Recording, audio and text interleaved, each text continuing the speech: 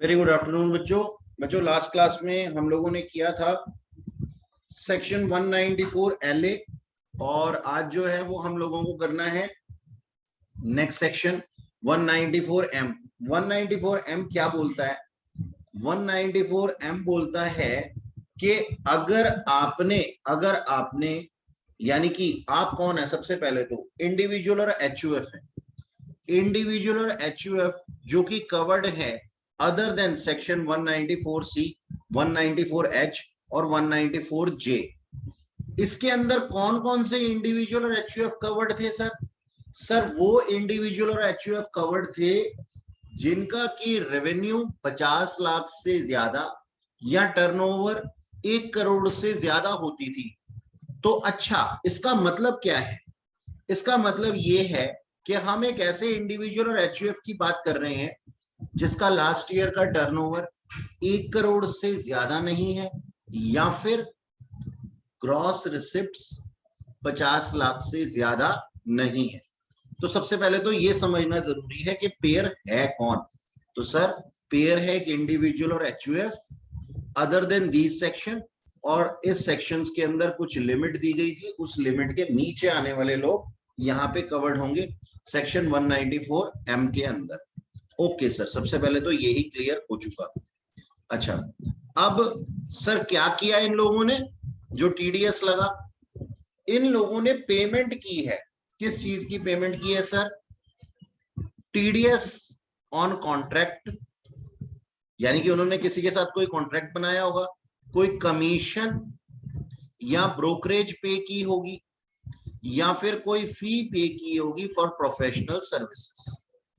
तो इन लोगों ने ये पेमेंट्स की हैं और उसके ऊपर वो TDS काट रहे हैं। किसका TDS काट रहे हैं सर? कोई भी रेजिडेंट पर्सन हो सकता है, कोई भी रेजिडेंट पर्सन हो सकता है।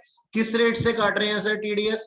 5% से काट रहे हैं सर। 3.75% से काट रहे हैं अगर ये पेमेंट की गई है 1 मई 2020 से लेकर के 31 मार्च 2021 तक। तो यहाँ पे डेट्स लिख देते हैं, 1 मई 2020 से 31 मार्च 2021 तक। तो रेट क्या है? 3.75। ठीक है सर।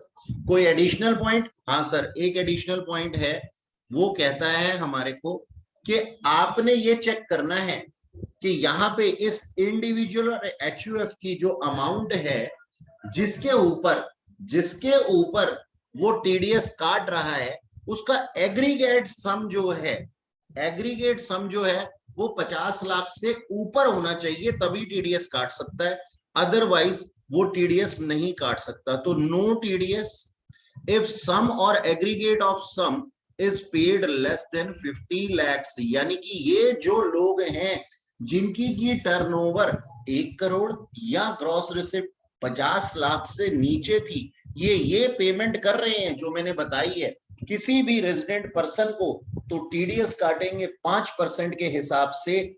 यदि इनकी पेमेंट या फिर एग्रीगेट ऑफ पेमेंट 50 लाख से ऊपर है तो ही ये TDS काट सकते हैं, अदरवाइज नहीं काट सकते। बोलो, बात समझ में आई मेरी?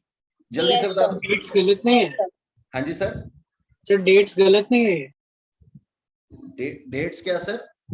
अरे अरे अरे अरे अरे, हाँ 14/5 है वो सर, वो 14/5 है, मैं 1/5 लिख गया गलती से।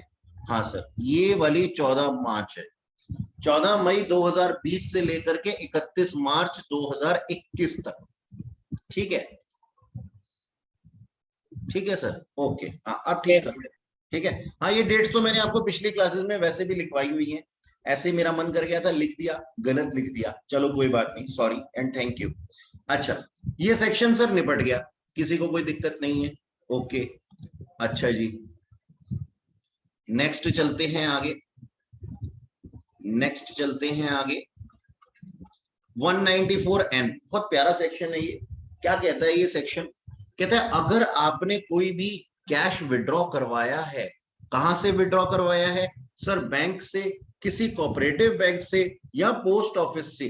कितना करवाया है सर? 1 करोड़ से ज्यादा करवाया है।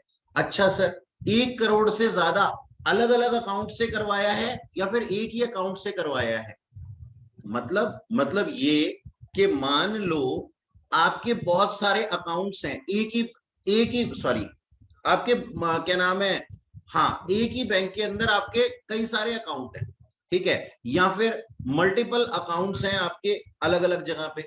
तो आपने अगर ये टोटल विड्रॉल जो करवाया है वो 1 करोड़ रुपए से ज्यादा करवाया है, तो आपके ऊपर टीडीएस एप्लीकेबल हो जाएगा। डिडक्टर कौन होगा?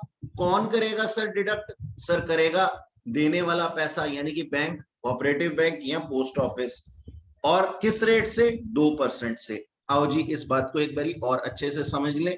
ये थे अनुज भैया, ठीक है जी, और अनुज भैया के इस पीएनबी बैंक के अंदर अकाउंट थे, बहुत सारे अकाउंट थे, लेट से 3 अकाउंट थे। तो उन्होंने क्या बोला? ऑप्शन 1, केस 1 क्या कहता है कि इसमें से वो 1 करोड़ रुपए ले ले, एक अकाउंट था। या ऑप्शन 2, धीरे धीरे करके तीनों अकाउंट से एग्रीगेट अमाउंट कितना ले ले? 1 करोड़ से ज्यादा ले ले, मोर देन 1 करोड़, ठीक है। तो हम क्या कहते हैं, इनके ऊपर बैंक टीडीएस लगा देगा। कितने परसेंट से? सर 2% से टीडीएस लग जाएगा। सर नया रेट बोलो सर। इसके लिए कोई नया रेट नहीं है, इसके लिए कोई कंसेशन नहीं है उस टाइम पीरियड के अंदर। ओके, अच्छा, नेक्स्ट आगे की बातें सुनते हैं जी, आगे की बातें समझते हैं कि क्या बोला गया है हमारे पास में। कि सर अगर मान लो ये देखना जरा, हाँ जी, एडिशनल पॉइंट्स में क्या लिखा हुआ है? If SSC has not filed the return of income of all 3 previous year, all लिखा है सर, ठीक है जी, previous year preceding then previous year in which payment of sum is made to him, then TDS shall deducted as follows. इसका मतलब समझ लेते हैं सर। आपने पैसे निकलवाए 1 करोड़ से ज्यादा, तो आपको ये है कि आपका क्या नाम है, आपको क्या देना पड़ेगा? अपनी 3 साल की रिटर्न देनी पड़ेगी। और 3 साल की रिटर्न अगर आपने तीनों साल में फाइल नहीं की थी, यानी कि ये साल में मैंने पैसे निकलवाए हैं, तो इससे पहले के 3 सालों की मुझे रिटर्न ऑफ इनकम जो है फाइल करनी पड़ेगी। अगर रिटर्न ऑफ इनकम मैंने फाइल नहीं की है सभी पिछले 3 सालों में, तो मेरा टीडीएस इस तरीके से कटेगा, किस तरीके से कटेगा सर? 20 लाख के ऊपर कोई टीडीएस नहीं होगा, 20 लाख के ऊपर कोई टीडीएस नहीं कटेगा। 20 लाख से 1 करोड़ के ऊपर 2% टीडीएस कटेगा, और जितना भी ज्यादा अमाउंट होगा 1 करोड़ से जो कि मैंने विड्रॉ करवाया है, उसके ऊपर 5% टीडीएस कट जाएगा, ठीक है जी। तो ये स्लैब रेट फॉलो करेंगे आप। ये स्लैब रेट आपके ऊपर तब नहीं लगेगी जब आप प्रीसीडिंग 3 इयर्स की रिटर्न ऑफ इनकम फाइल कर रहे हैं। डन, पहला पॉइंट, कोई दिक्कत वाली बात नहीं है।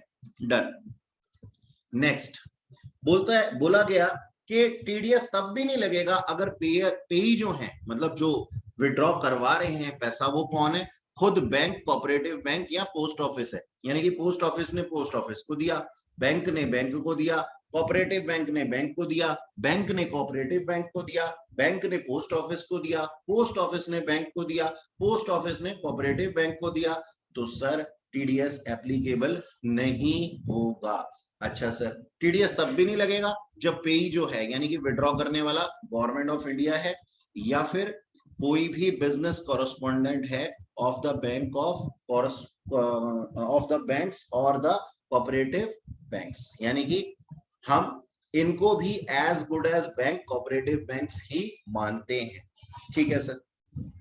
टीडीएस तब भी नहीं लगेगा जब कोई व्हाइट लेबल एटीएम ऑपरेटर्स जो हैं इसके पेई हैं। इसका मतलब क्या होता है, ध्यान से सुनना।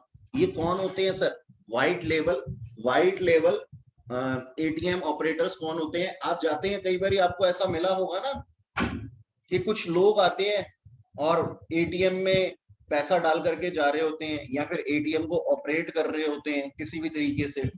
तो आपने मिले भी होंगे ऐसे लोगों से। बाहर एक गनमैन खड़ा होता है, बोलता है कि सर इस टाइम ड्यूरेशन के अंदर जो है वो आपको पैसा निकालने या अंदर घुसने की इजाजत नहीं है एटीएम में। ऐसा कभी देखा होगा आपने। ठीक है सर। तो अब क्या होता है, हम क्या बोल देते हैं जनरल लैंग्वेज में, हम बोल देते हैं अरे ये पता है कौन लोग हैं, ये ना बैंक के एम्प्लॉई हैं, हमने ऐसे बोल देते हैं बैंक के एम्प्लॉई हैं, बैंक वाला आया हुआ है चेक पैसे इसके अंदर डालने के लिए। लेकिन सर ऐसा होता नहीं है, बैंक के एम्प्लॉइज को ये टेक्निकल ट्रांजैक्शंस और टेक्निकल नॉलेज नहीं होती है, तो ये ना आउटसोर्स से हम करते हैं सर। इन लोगों को हम क्या कहते हैं, व्हाइट लेबल एटीएम ऑपरेटर्स, जो कि एटीएम मशीन्स के साथ में जितने भी ऑपरेशंस होते हैं उनको डील करते हैं, चाहे कैश डिपॉजिट करना।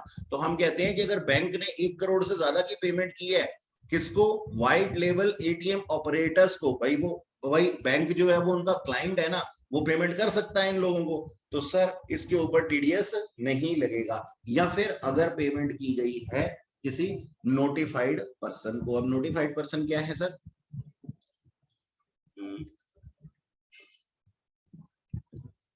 ये देखिएगा हमारे पास में क्या है, हमारे पास में लिखा हुआ है नोटिफाइड पर्सन के अंदर, देखिएगा कौन है ये, मनी एक्सचेंजर है सर। एक मनी एक्सचेंजर है जिसने कि अपने सेपरेट बुक्स ऑफ अकाउंट बनाए हुए हैं, जिसके अंदर की अमाउंट विड्रॉ किए जाते हैं। ध्यान से सुनना मेरी बात को, एक मनी एक्सचेंजर है, ऑब्वियस सी बात है मनी एक्सचेंजर है तो क्या होगा सर, आरबीआई की गाइडलाइंस के अकॉर्डिंगली ही काम कर रहा होगा। और आरबीआई की गाइडलाइंस अगर ये कहती हैं कि आपको इसमें से पैसे देने के लिए, मतलब मनी एक्सचेंजर क्या करते हैं, आपसे इंडियन करेंसी लेते हैं उसको फॉरेन में कन्वर्ट कर देते हैं, या फिर फॉरेन करेंसी लेते हैं उसको इंडियन में कन्वर्ट कर देते हैं। तो बोलते हैं वो जहां से आप इसको पैसे को देंगे ना, उसके लिए आपको separate books of account maintain करने हैं, ठीक है सर। अब इनके पास में आता है एक पर्सन मिस्टर एक्स, जो कि फॉरेन टूरिस्ट है या फिर नॉन रेजिडेंट ऑफ इंडिया है, और वो यहाँ पे आकर के मनी एक्सचेंज करवाता है, वो यहाँ पे आकर के मनी एक्सचेंज करवाता है as per the guidelines of RBI, जिस तरीके से भी जो भी नॉर्म्स उसके अंदर बोले गए हैं, ठीक है जी। तो उसके ऊपर उसको हमने क्या बोला है सर, नोटिफाइड पर्सन बोला है। किसको बोला है सर, मनी एक्सचेंजर को बोला है। यानी कि ऐसा मनी एक्सचेंजर जो कि फॉरेन टूरिस्ट की हेल्प करता है यहाँ पे मनी एक्सचेंज करने में, ठीक है सर। और क्या काम करता है जी मनी एक्सचेंजर, मनी एक्सचेंजर काम करता है, ट्रांसफर करता है मनी। मतलब मान लो कोई आउटसाइड इंडिया बैठा हुआ था, कोई person outside India, mister x जो थे वो आउटसाइड इंडिया बैठे हुए थे, उन्होंने वहां से मनी ट्रांसफर किया, और यहाँ पे उसके रिलेटिव को, मिस्टर एक्स के रिलेटिव को जो है मनी मिलने वाला था, तो मनी एक्सचेंजर ने उसकी हेल्प की। तो ये दो काम अगर मनी एक्सचेंजर करता है तो वो नोटिफाइड पर्सन नंबर 1 के अंदर आ जाता है। अच्छा, नंबर 2 कौन होते हैं, नंबर 2 नोटिफाइड पर्सन है सर कमीशन एजेंट या ट्रेडर है under agriculture produce market committee. इसका मतलब है सर, इसका मतलब है जैसे आप लोगों ने देखा होगा ना कि एक बहुत बड़ी अनाज मंडी होती है, उसके अंदर कुछ रेट फिक्स करवाने के लिए कुछ कमीशन एजेंट्स होते हैं, जिसको हिंदी में कहते हैं आढ़ती, ठीक है। तो ये जो एजेंट्स होते हैं या जितने भी ट्रेडर होते हैं जो एग्रीकल्चर प्रोड्यूस में market committee, under agriculture market produce committee के अंदर काम कर रहे होते हैं, कोई भी ट्रेडर या कमीशन एजेंट्स, इनके ऊपर इनको भी नोटिफाइड पर्सन कहा गया है, ठीक है सर। और लास्ट में हमारे पास में है, देखो जी, अगर हमारे पास में कुछ ऐसे लोग होते हैं जो कि कैश को क्या नाम है, जैसे कि मैंने अभी थोड़ी देर पहले आपको बताया था, वही है ये कि white level automatic ATM machine operators जो होते हैं, तो इन लोगों को भी नोटिफाइड पर्संस के अंदर जो है, और इन लोगों के एजेंसीज को या फिर इनकी फ्रेंचाइजी एजेंट्स को भी हमने नोटिफाइड पर्सन के अंदर इंक्लूड किया है, ठीक है जी। तो यहाँ पे ये जो सेक्शन है हमारा, ये सेक्शन पूरा हो जाता है सर। अच्छा जी, नेक्स्ट है हमारे पास में सेक्शन 194A। एक सेकेंड,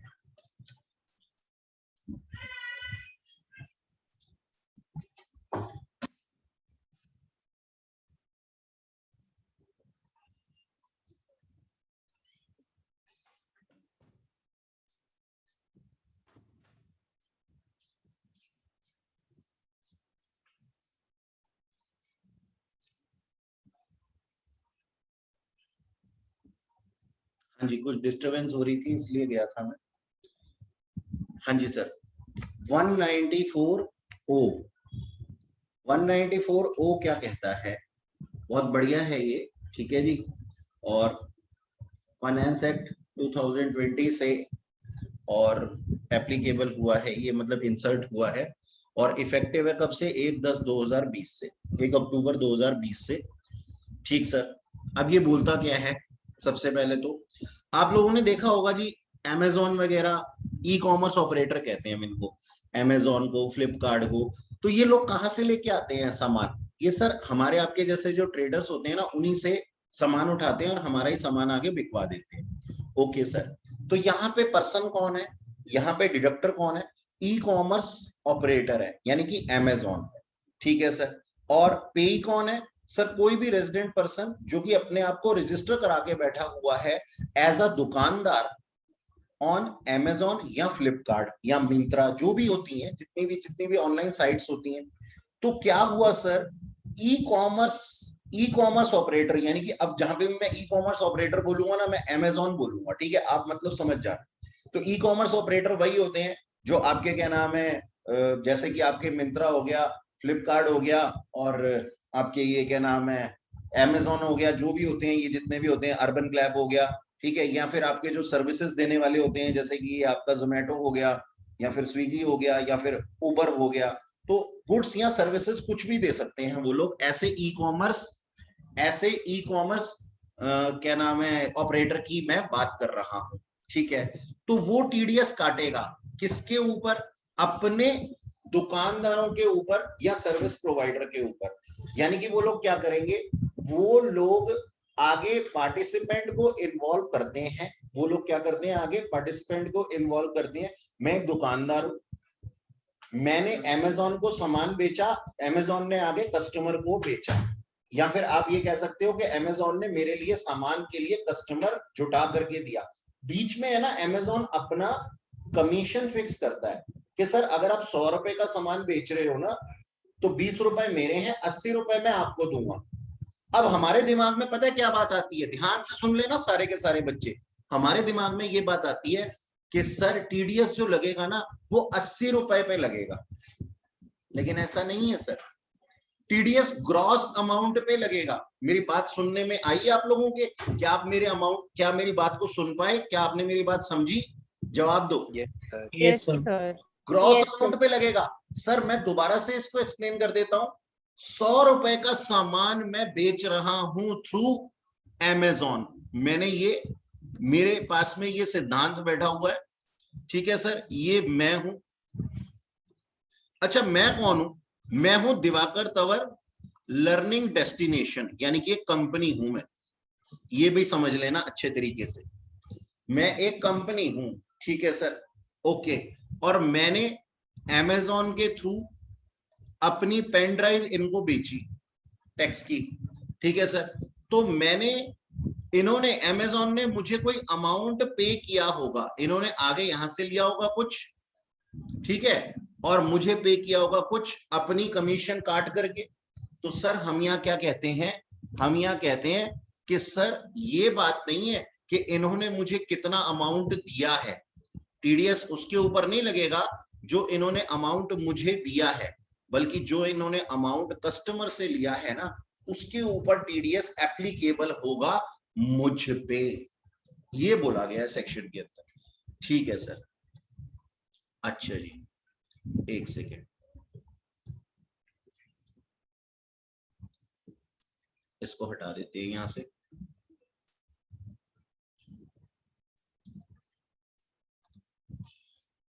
जी जनाब, अब देखिएगा इसको, ठीक है सर, टीडीएस लग जाएगा, किस रेट से लगेगा सर? 1% से लगेगा, और 0.75 से लगेगा अगर ट्रांजैक्शन जो है वो इस टाइम ड्यूरेशन के अंदर की गई है तो।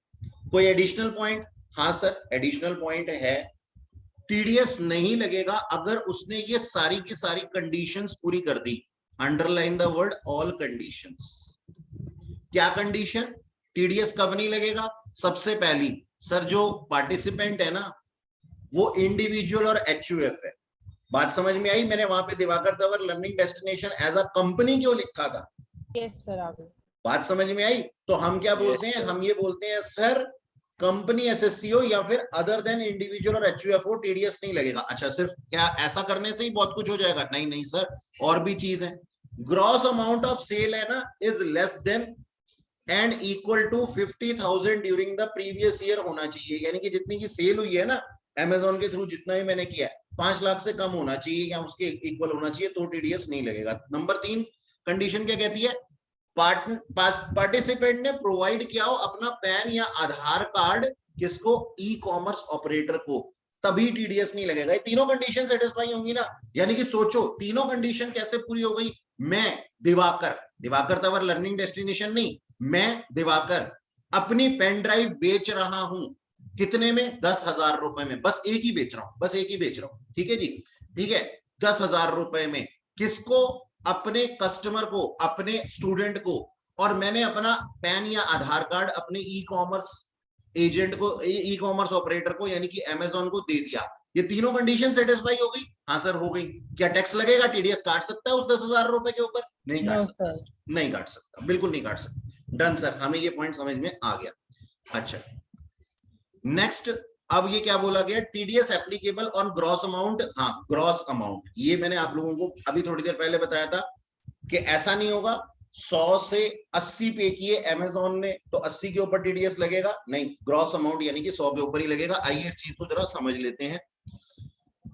ग्रॉस अमाउंट था सर 12 लाख रुपए का, ग्रॉस अमाउंट था सर 12 लाख रुपए का, ठीक है जी, और नेट अमाउंट था 9,60,000 रुपए का, ठीक है जी। ग्रॉस अमाउंट था 12 लाख रुपए की सेल थी, 9,60,000 रुपए मेरे हाथ में आए, अमेजोन ने अपनी कमीशन काट करके दी, और इसको, इसके लिए अमाउंट ड्यू हुआ, यानी कि जिस दिन सेल हुई होगी उस दिन अमाउंट ड्यू हुआ होगा ना, कब, 31/12/2020 को, और उन्होंने मेरे को पेमेंट कब दी, थोड़े दिनों बाद दी, कब, 7/1/2021 को, ठीक है। इसके ऊपर टीडीएस कितना बनता है, 12%। सर 12% आपने किसके ऊपर लगाया है, सर मैंने 12% लगाया है, 1% किसका, 12 लाख रुपए का। अच्छा सर, अब टीडीएस कब काटा जाएगा, अमाउंट और date of amount credit in the books of account और paid whichever is earlier, यही पढ़ा है ना हमने। तो सर 31/12/2020 और 7/1/2021 में से अर्लियर कौन सी आती है, सर देख लो 31/12/2020 ही आती है। डन सर डन, समझ में आ गया। 15 लाख रुपए, 12 लाख रुपए नेट अमाउंट, 31/1/2021 को अमाउंट क्रेडिट कर दिया और 9/2/2021 को दिया, किसके ऊपर लगेगा सर, सिंपल है सर 15 लाख के ऊपर लगेगा, 1% कितना, 15,000, और डेट दोनों में से पहली कौन सी है सर, 31/1/2021 है, तो उसी को टीडीएस लगेगा। नेक्स्ट 5 लाख, अमाउंट दिया 4 लाख, अब बच्चों की अंदर से भावनाएं जागृत हो गई, सर टीडीएस नहीं लगेगा। भाई यहाँ पे कहीं लिखा है कि वो इंडिविजुअल या एचयूएफ था, जब तक नहीं था तब तक आप मत मानना, ठीक है जी, ओके। तो यहाँ पे क्या है 15 लाख, और फिर भी है नीचे एक नोट दे देना कि we are assuming that the person is not individual and HUF, okay. 5 lakh रुपए का ग्रॉस अमाउंट था, नेट अमाउंट आफ्टर कमीशन मिला कितना सर, 4 लाख रुपए। डन सर, और अमाउंट कब क्रेडिट किया गया, 31/3/2021 को, और पे किया गया 5/5/2021 को। सर 5 लाख के ऊपर 1%, 5,000 रुपए टीडीएस लग जाएगा 31/3/2021 को। थर्ड पॉइंट में जो मैंने बात बोली वो समझ में आई ना, भावनाओं को जागृत Yes, तभी sir. करना जब वहां पे इंडिविजुअल और एचयूएफ लिखा हो। और फिर भी मैं कह रहा हूं कि अपने टीचर्स से बचने के लिए, अपने मार्क्स को कटने से बचने के लिए आप क्या कर देना, नीचे एक नोट डाल देना, we are assuming that in third case, वैसे तो ऊपर स्पेसिफाई होगा ही क्वेश्चन के अंदर कि वो पर्सन कौन है, we are assuming that the person is not individual and HUF, okay. चलो सर, हाँ जी, सर इंडिविजुअल एंड एचयूएफ के केस में तब नहीं लगेगा ना अगर नेट 5 लाख से कम होगा तो, या फिर ग्रॉस 5 लाख से कम होगा। Gross gross okay sir.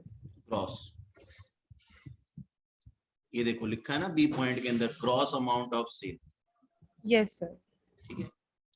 अच्छा, और सेल ऑफ गुड्स या फिर रेंडर ऑफ सर्विसेज दोनों एक ही बात। अच्छा आगे चलते हैं जी, आगे क्या बोला हुआ है एक बारी पढ़ते हैं पूरे को। हाँ देखो नीचे लिखा ही हुआ है, इस पॉइंट से ही हमारे दिमाग में आ जाती है बात। नेक्स्ट पॉइंट क्या है, देखो ध्यान से सुन लेना, कभी कभी है ना, जो हमारे ई कॉमर्स ऑपरेटर होते हैं ना, सेल ही नहीं करते सिर्फ, यानी कि सर्विसेज और गुड्स ही नहीं बेचते, हमारे बिहाफ पे ना एडवर्टीजमेंट भी करते हैं। कभी देखा होगा तुमने, अमेजोन की साइट खोल करके बैठे हुए और सामने से है ना टाटा की बढ़िया सी वॉच की एक एड आ गई। अब अमेजोन ने इसको अपनी साइट पे फ्री में पब्लिश कर दिया होगा? नहीं सर, टाटा से कुछ पैसे लिए होंगे उसने। सर वो टाइटन है। नहीं सर, टाटा भी होता है। ठीक है, अच्छा खैर, टाटा जो है वो टाइटन की कई बारी एंडोर्समेंट करता है। खैर ये अलग मुद्दा है, इसको छोड़ेंगे, बाद में बात करेंगे। तो ना हम क्या कहते हैं सर, उसने क्या नाम है, उससे पैसे नहीं लिए होंगे? क्या लिए है सर? क्या कोई गुड्स सेल करने के लिए लिए हैं? क्या कोई सर्विसेज सेल करने के लिए नहीं है? नहीं सर, एडवर्टीजमेंट करने के लिए लिए हैं। तो हम क्या बोलते हैं, देखो, if TDS deducted under section 194A और not deductible due to amount 5 lakh of limit in case of individual or HUF, अभी अभी पढ़ा हमने, TDS cannot be deductible under any other section। इसका मतलब ये है कि अगर ई कॉमर्स ऑपरेटर यहां पे टीडीएस नहीं काट सकता किसी भी कारण से, तो सर वो किसी और सेक्शन में भी नहीं काट सकता। तो हम क्या कहते हैं, देखो यहाँ पे अब एक रेड पॉइंट से, रेड पेन से एक बात लिखी हुई है, however this rule is not applicable in case where e-commerce operator not selling goods or services on the behalf of participant, that is advertisement for participant on e-commerce। इसका मतलब पता है, समझ में आया? मैं समझाता हूं, ब्लू पेन और रेड पेन में लिखा क्या हुआ है। हमने ब्लू पेन से लिखा हुआ थर्ड पॉइंट के अंदर कि सर अगर टीडीएस यहां नहीं लगाना ई कॉमर्स ऑपरेटर में, whatever is the reason, तो टीडीएस कहीं और भी नहीं लग सकता। अब सर ऐसा लिखने के बाद में है ना, लॉ मेकर्स के दिमाग में एक बात आई कि यार ये जो एडवर्टीजमेंट कमा रहे हैं, एडवर्टीजमेंट कर रहे हैं, और ई कॉमर्स ऑपरेटर इसके लिए एडवर्टीजमेंट के लिए पैसे ले रहा है, तो फिर वो तो छूट जाएगा। यहाँ पे कौन ले रहा है सर? ई कॉमर्स ऑपरेटर ले रहा है, तो वो तो छूट जाएगा। तो वैसे भी ये सेक्शन क्या कहता था, 194O क्या बोलता था कि ई कॉमर्स ऑपरेटर टीडीएस लगाएगा किसके ऊपर? पार्टिसिपेंट के ऊपर। लेकिन यहां कौन पे करेगा? पार्टिसिपेंट पे करेगा, या फिर अमाउंट जो है आपस में पेमेंट में से एडजस्ट हो जाएगा। मतलब मान लो दोनों ही काम करवा रहा है, मैं अपनी एडवर्टीजमेंट भी करवा रहा हूं, मेरी कंपनी अपनी एडवर्टीजमेंट भी करवा रही है और सेल भी कर रही है, तो दोनों अमाउंट आपस में एडजस्ट हो रहे हैं अगर मान लो, तो हम ये कहते हैं ये रूल एप्लीकेबल नहीं होगा किसमें? एडवर्टीजमेंट के केस में, एडवर्टीजमेंट के केस में।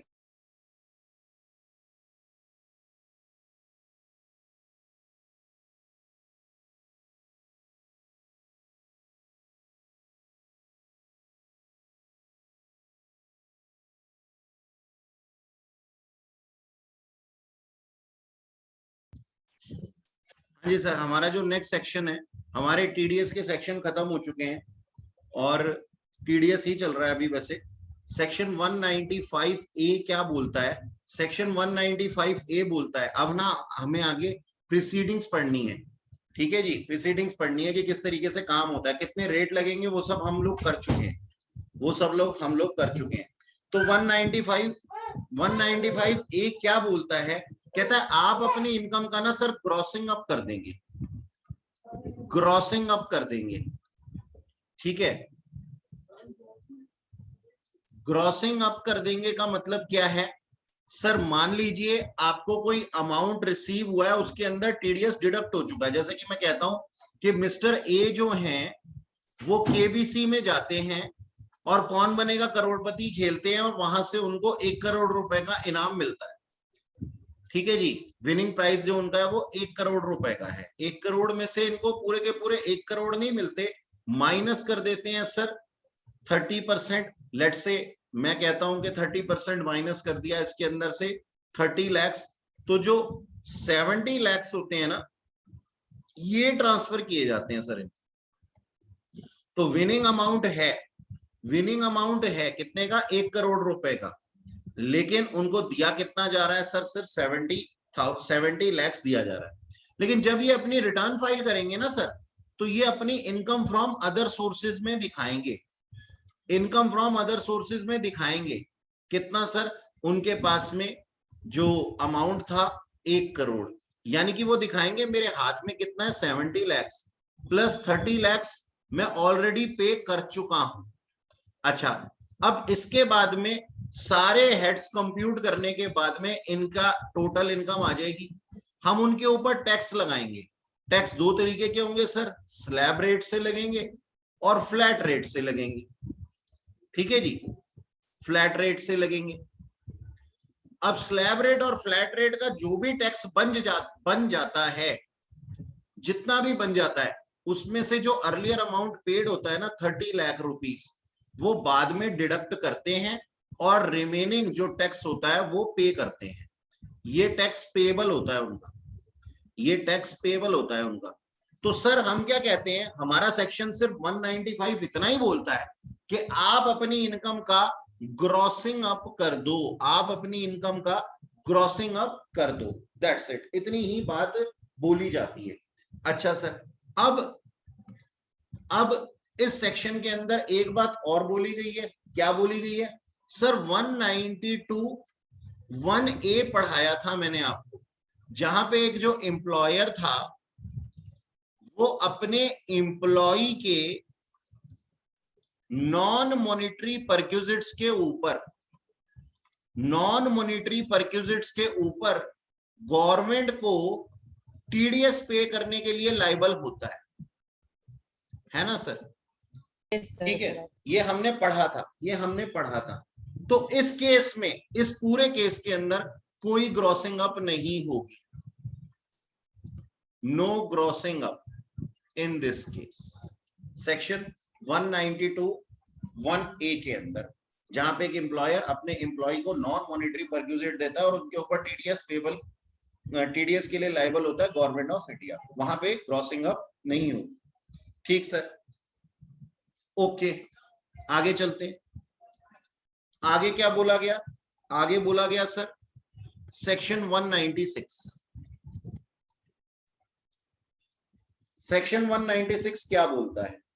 कहता है आप टीडीएस नहीं काट सकते, नो टीडीएस, आप टीडीएस नहीं काट सकते अगर आपके जो पेई हैं, वो पेई कौन है?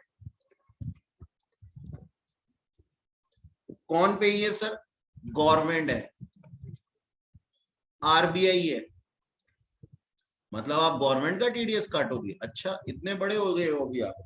ठीक है जी, कोई भी ऐसी कॉर्पोरेट है जो कि सेंट्रल एक्ट के अंदर एग्जम्प्ट है इनकम टैक्स से, तो इस चीज को लिख लीजिए, कोई भी कॉर्पोरेशन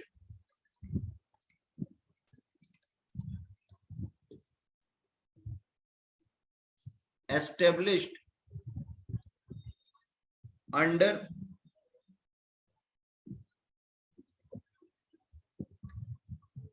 Central Act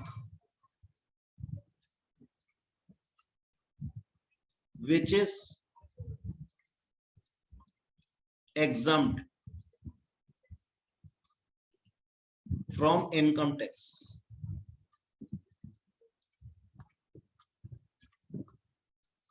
सर ये तो वैसे भी अंडरस्टूड है कि जिसके अमाउंट टैक्सेबल होते हैं उसी के ऊपर जो है वो टैक्स लगता है ना जी?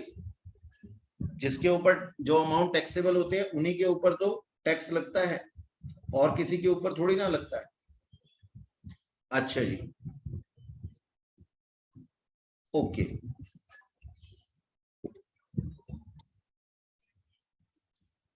ये बना लिया आप लोगों ने इस तरीके से? Yes sir. Yes sir. ठीक है।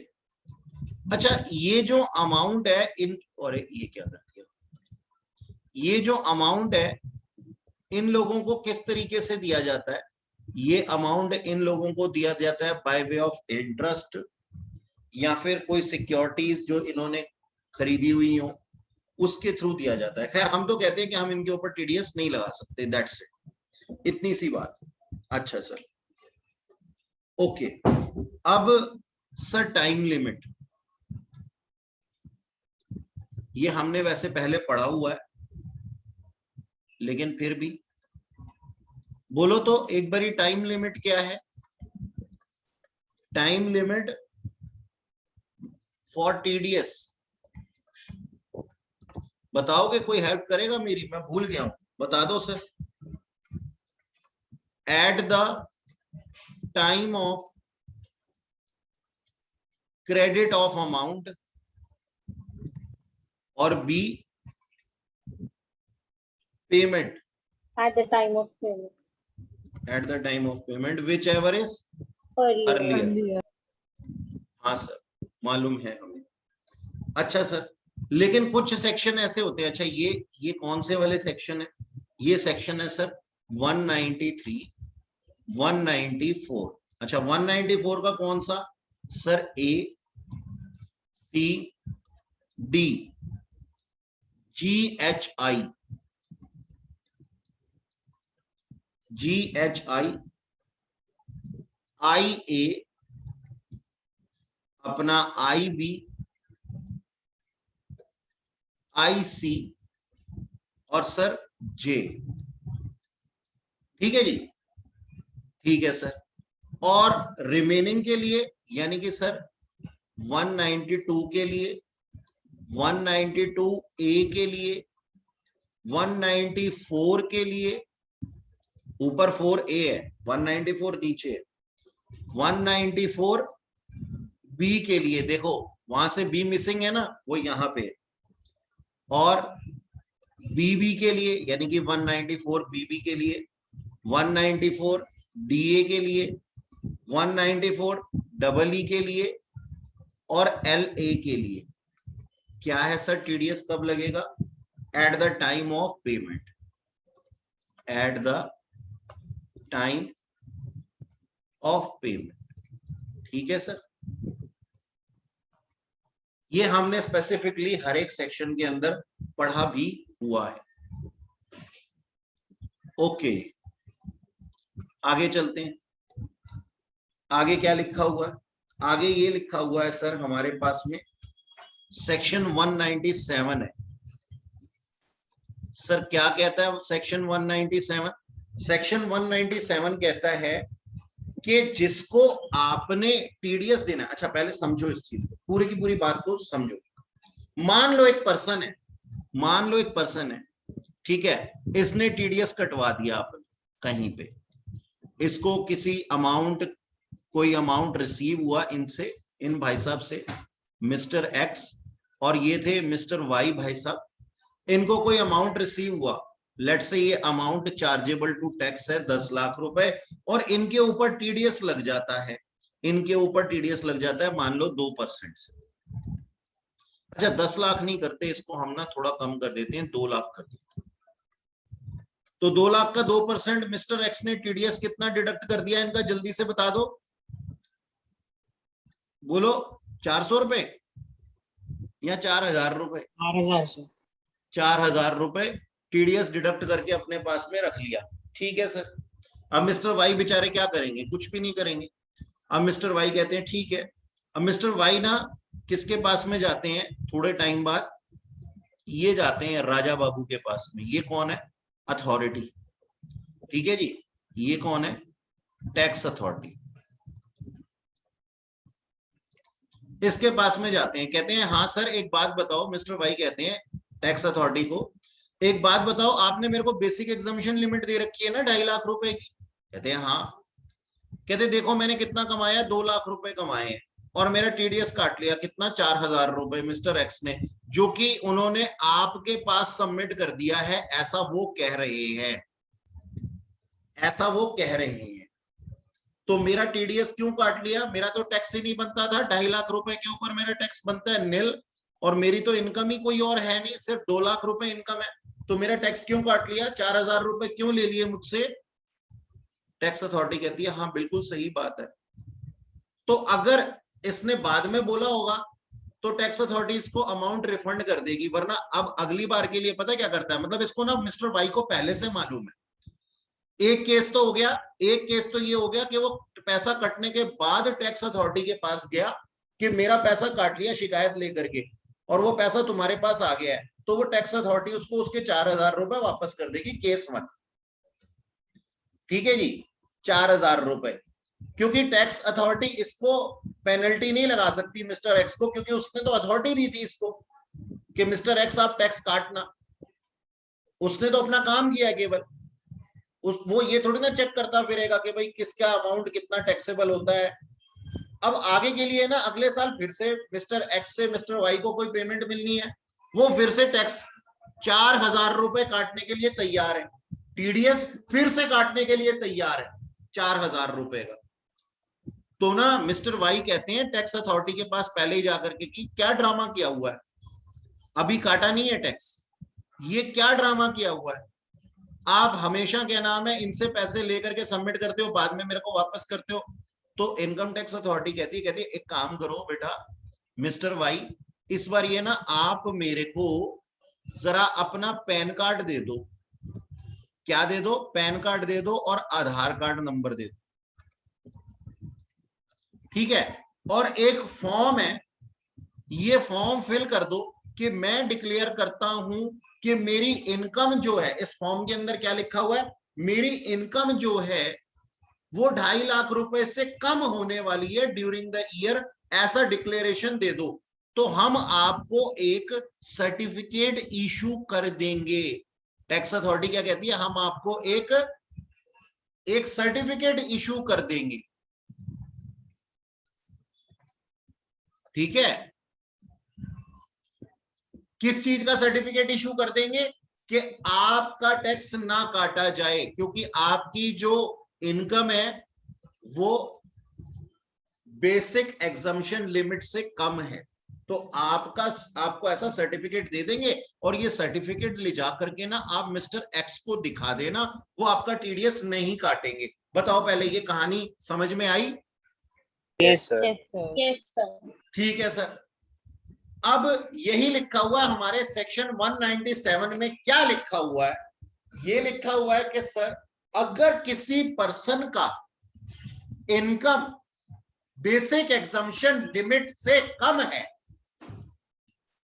बेसिक एग्जम्पशन लिमिट से कम है, या फिर जितना उसका टैक्स काटा गया है या काटा जा रहा है as per the provision of TDS, उतना उसका बनता नहीं है, तो उस पर्सन को अपने पैन कार्ड और आधार कार्ड के साथ में असेसिंग ऑफिसर के पास में जाना है, जिसको कि मैंने टैक्स अथॉरिटी का नाम दिया। टैक्स अथॉरिटी का head commissioner of income tax से जाकर के नहीं मिलोगे आप अपने असेसिंग ऑफिसर से, डीलिंग असिस्टेंट से जाकर के मिलोगे। तो वो उसके पास जाकर के आपको बताना होगा कि सर मेरा टीडीएस कट रहा है, और मेरे टीडीएस कटने से पहले आप मेरे को सर्टिफिकेट इशू कर दो, क्योंकि मैं ये डिक्लेयर करता हूं कि मेरी इनकम इस साल बेसिक एग्जम्पशन लिमिट से ज्यादा नहीं जाएगी, और अगर जाएगी भी तो उतनी नहीं जाएगी, यानी कि अगर मेरा टैक्स बनेगा भी तो उतना नहीं बनेगा जितना कि टीडीएस कट रहा है। तो दो काम हो सकते हैं यहाँ पे, टैक्स अथॉरिटी यानी कि असेसिंग ऑफिसर क्या हो सकता है, उससे खुश हो गया, उसकी बात से खुश हो गया, यानी कि हाँ आप सही कह रहे हो, कोई बात नहीं, आपने डिक्लेरेशन दे दी, ठीक है, तो वो दो चीजें दे सकता है, दो तरह के सर्टिफिकेट दे सकता है उसको, दो तरह के सर्टिफिकेट दे सकता है। एक तो नो टैक्स का सर्टिफिकेट दे सकता है, या फिर वो उसको दे सकता है लोअर रेट का। बात समझ में आई? Yes sir. लोअर रेट, यही सब कुछ लिखा हुआ है सेक्शन 197 के अंदर। ओके जी, बात समझ में आ गई जी मेरी? Yes sir. Yes sir. ठीक है जी। और ये कहां कहां पे एप्लीकेबल है सर? ये सेक्शन 192, 193, 194, 194 ए, सी, डी, जी, एच, आई, जे, के, एल, ए, एल, ए, एम और ओ, एम और ओ जो आपको करवाएं, इन सब के ऊपर एप्लीकेबल। अच्छा सर, अगर कभी असेसिंग ऑफिसर को या टैक्स अथॉरिटी को यह विश्वास हो जाए कि हमें तो धोखा दिया गया है, तो क्या वो इस सर्टिफिकेट को कैंसिल कर सकता है? बिल्कुल कर सकता है। और उस केस में क्या इनको टैक्स पे करना पड़ जाएगा मिस्टर वाई को? हाँ बिल्कुल करना पड़ जाएगा।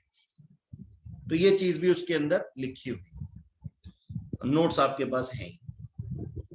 अच्छा जी, सर नोट्स में ओ नहीं लिखा हुआ, तो ओ ऐड कर ले या फिर है ही नहीं इसमें? अच्छा अच्छा अच्छा, ठीक कह रहे हो बेटा। ये वान्या जी है ना? Yes sir. ये वान्या जी देखो, हमने ओ आज कराया, ये रहा। और ये पीडीएफ मैंने पूरी की पूरी आपको सेंड की हुई है। Yes sir. सर वो 197 में ओ का नाम नहीं, आपने भी बोला कि ओ भी आएगा। हाँ हाँ, वो ओ भी, क्योंकि ओ पिछले साल तक था नहीं ना, ओके सर। तो वो लिखने से रह गया होगा। Okay sir. हाँ 194 ओ लिख। चलो, इसका मतलब आपके सामने नोट्स खुले हुए हैं। नोट्स खुले रहते हैं तो बातें इजीली समझ में आ जाती हैं। ठीक है सर। नेक्स्ट है सर हमारे पास में सेक्शन 197A। ये भाई साहब क्या बोलते हैं, आ जाओ जी, समझ लेते हैं। ये कहता है कि ना टीडीएस नहीं लगेगा अगर जो है इन सर्टेन केसेस में, ठीक है, ध्यान से सुनना, नो टीडीएस, मैं टीडीएस लिख रहा था, no TDS in certain cases.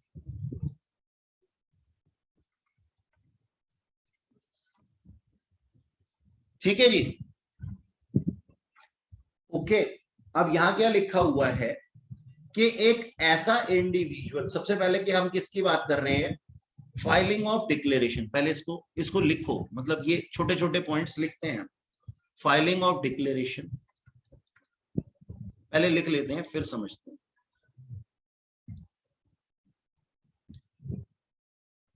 हाँ जी, 197A के अंदर क्या बोला जाता है, इन केसेस के अंदर टीडीएस जो है वो नहीं लगेगा।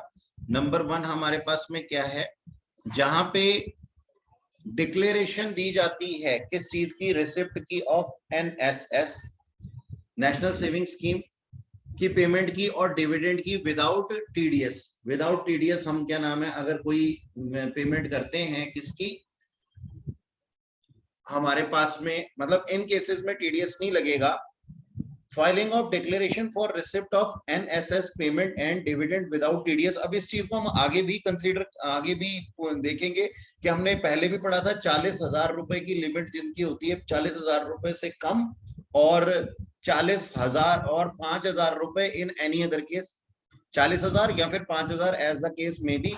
और इनके अंदर एक कंडीशन होती है सर कि ये टीडीएस तो नहीं काटते, लेकिन इनको है ना अपनी एक रिपोर्ट फाइल करनी पड़ती है सर, एक क्वार्टरली रिपोर्ट फाइल करनी पड़ती है, अभी आएगा थोड़ी देर के अंदर।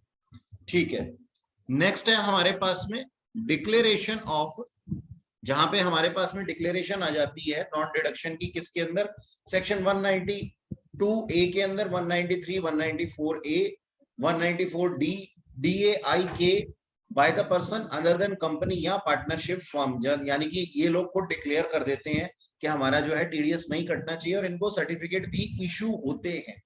ठीक है, कोई ऐसा पर्सन जिसको कि अभी हमने देखा था, जिसकी की इनकम बेसिक एग्जम्पशन लिमिट से कम है, या फिर कोई ऐसा सीनियर सिटीजन जिसकी की टोटल इनकम जो है वो बेसिक एग्जम्पशन लिमिट से कम है, और ऐसा क्या नाम है वो डिक्लेरेशन फॉर्म और सर्टिफिकेट लेकर के आता है असेसिंग ऑफिसर से, तो टीडीएस नहीं लगता।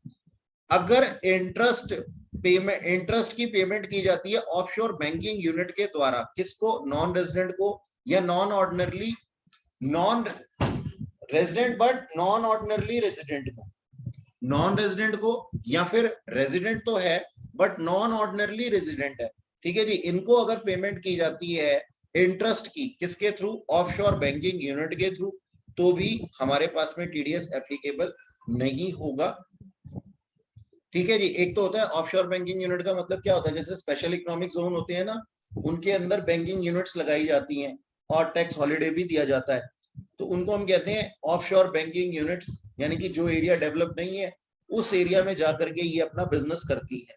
ठीक है, एक तो होता है हमारा बसा बसाया एरिया दिल्ली सिटी, तो ये इसको हम ऑफशोर बैंकिंग यूनिट नहीं कहते। ऑफशोर बैंकिंग यूनिट वो होती है जो बसा हुआ नहीं होता, स्पेशल इकोनॉमिक जोन वहां पे बनाती है, टैक्स हॉलिडे भी देती है, ऐसे बैंकिंग यूनिट्स को ऑफशोर बैंकिंग यूनिट इसको कहते हैं। ठीक है सर, और अगर हम किसी को पेमेंट करते हैं किसको देने के लिए? मैंने किसी पर्सन को पेमेंट की, ठीक है, और वो आगे फर्दर किसको बेनिफिट पहुंचाएगा? एनपीएस ट्रस्ट को बेनिफिट पहुंचाएगा। नेशनल पेंशन सिस्टम ट्रस्ट कहते हैं इसको, नेशनल पेंशन सिस्टम ट्रस्ट को आगे बेनिफिट देगा वो। तो ऐसे पर्सन की पेमेंट के ऊपर भी मैं टीडीएस नहीं काटता हूं, ठीक है सर। अच्छा, इसकी टाइम लिमिट क्या है सर? इसकी टाइम लिमिट क्या है सर? ऐसी डिक्लेरेशन आने के बाद में, ये जितनी भी डिक्लेरेशंस हैं हमारे पास में, ऐसी डिक्लेरेशंस आने के बाद में 7th ऑफ नेक्स्ट मंथ तक की टाइम लिमिट है इसके पास में, कि भाई वो जो है इसका ब्यौरा जो है आगे पहुंचा देगा कि मैंने इन लोगों का टीडीएस नहीं काटा है। ओके, अच्छा सर, Yes, sir. आगे चलते हैं। हमारे पास में है नेक्स्ट सेक्शन, हमारा क्या कहता है? Section 201 consequences. क्या कॉन्सिक्वेंसेस होंगे भाई? किस चीज के कॉन्सिक्वेंसेस सर? कॉन्सिक्वेंसेस होंगे कि आपने टीडीएस नहीं काटा, या फिर टीडीएस काट तो दिया लेकिन सेंट्रल गवर्नमेंट को आपने पे नहीं किया। तो दो चीजें हो सकती हैं ना। तो ये हमारा बोलता है सेक्शन 201। क्या बोलता है section 201 sir? Consequences of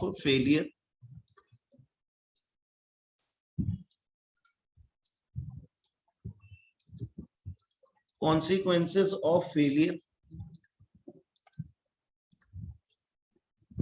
to deduct or to pay TDS to central government. तो दो चीजें हैं यहाँ पे, या तो वो टैक्स काटना ही भूल गया है, और या फिर वो टैक्स काट तो लिया था लेकिन अपने पास रखा हुआ उसने सेंट्रल गवर्नमेंट को पे नहीं किया। गलत बात है, ऐसा नहीं करना चाहिए था। अच्छा, एक सेकेंड, एक चैट आई है मेरे पास, क्या पता नहीं। अच्छा खैर, उसमें कुछ नहीं लिखा हुआ, पहले की पुरानी चैट है। हाँ सर, तो हमारे पास में क्या है?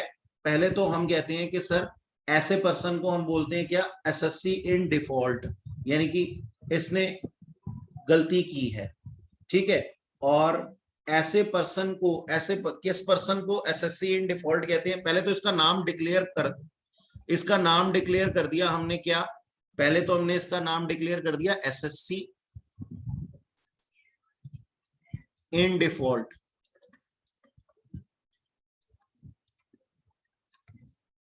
ठीक है। इसने एक फॉल्ट किया था, हमने इसी को, मतलब सोच करके देखो, अगर मैंने आपका टीडीएस काटना था और टीडीएस नहीं काटा, मैं भूल गया, तो आपके बिहाफ पे मैं एसएससी बन जाऊंगा। तो मैं क्या कहता हूं? एसएससी इन डिफॉल्ट, ठीक है, अपनी इस गलती की वजह से, ठीक है सर। और अगर मैंने आपका टीडीएस काट तो लिया था लेकिन पे करना भूल गया हूं, तो आपकी लाइबिलिटी मेरे सिर पे है ही, वैसे ही मैं एसएससी इन डिफॉल्ट बन गया। तो दो पर्सन है यहाँ पे, एक पर्सन वो जिसने टैक्स ना काटा हो, और एक पर्सन वो जिसने टैक्स काट लिया हो लेकिन अपने पास रख लिया हो, ठीक है जी। अच्छा सर, सेकंड केस क्या कहता है हमारे पास में? कि पेई को हम एसएससी इन डिफॉल्ट नहीं मानेंगे। अरे सर, अभी तो आपने बोला कि पेयर को हम एसएससी इन डिफॉल्ट नहीं मानेंगे। अरे सर, अभी तो आपने बोला कि हम इस पेयर को एसएससी इन डिफॉल्ट मानेंगे। अब मना कर रहे हो, दोनों अलग अलग बातें कर रहे हो। हाँ, इन केसेस के अंदर हम पेयर को जो है वो एसएससी इन डिफॉल्ट नहीं मानेंगे। किन केसेस में? पेयर नॉट डीम्ड एज, पहले तो इसको लिखो, not deemed as SSC in default.